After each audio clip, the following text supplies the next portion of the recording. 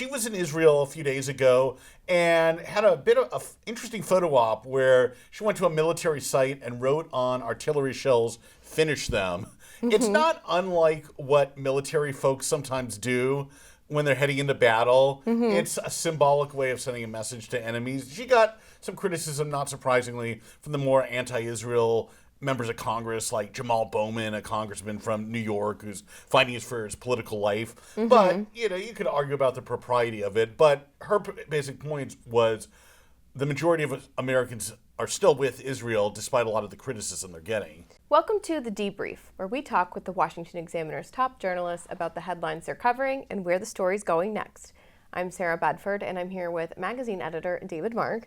David, Nikki Haley, former GOP presidential candidate, is in apparently a bit of hot water for what seems like a flippant message she scribbled while she was visiting Israel. Tell us about this saga. Right. Nikki Haley, who lost out on her bid for the Republican nomination, the former South Carolina governor, to Donald Trump, of course, has mostly kept quiet of late, other than saying she would vote for Trump. But she was in Israel a few days ago and had a bit of an interesting photo op where she went to a military site and wrote on artillery shells, "Finish them."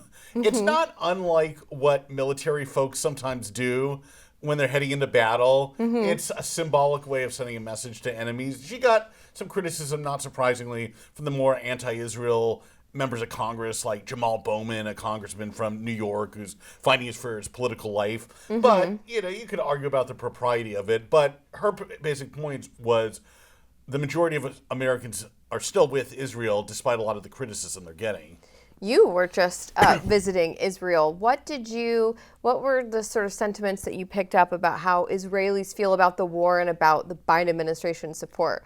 Yeah, it's a real sense of resolve, and that, they're under fire, literally, but you see more Israel flags being flown than I've ever noticed in my previous trips over there. The hostages hang over everything when you walk into the airport, just getting into the country. There are photos of the hostages.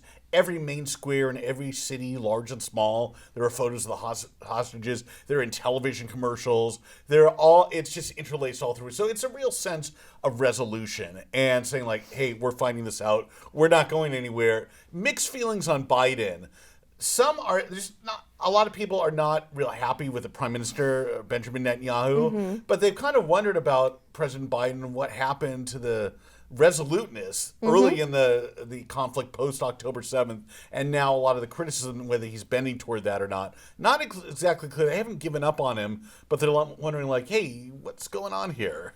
Is there political value for people like Nikki Haley? You mentioned before we started recording that Congresswoman Elise Stefanik was visiting while you were. Is there political value for Republicans, for Democrats visiting Israel when the topic is so hotly debated in the U.S.? They must think there's political value to it. I'm not saying they don't actually believe it, but these are politicians we're talking about on both sides. Congresswoman Elise Stefanik was the Republican of New York, member of the Republican leadership, was there right when I arrived, speaking to a committee in the parliament, not the main parliament itself, but giving a full-throated defense of Israel and criticizing President Biden, which is kind of unusual to see, although it happens increasingly these days. There's a lot of Democrats who go over there, too, so it's still fairly bipartisan. I just think it shows that despite a lot of the loud noises we hear from college campuses and other quarters, public opinion polls still reflect relatively strong, not perfect, but still pretty resolute support of the country as it goes on in this war effort for 8-9 months now. Well, David, thank you so much for being here today. Thank you. You can get more reporting from David and the rest of the political team at washingtonexaminer.com.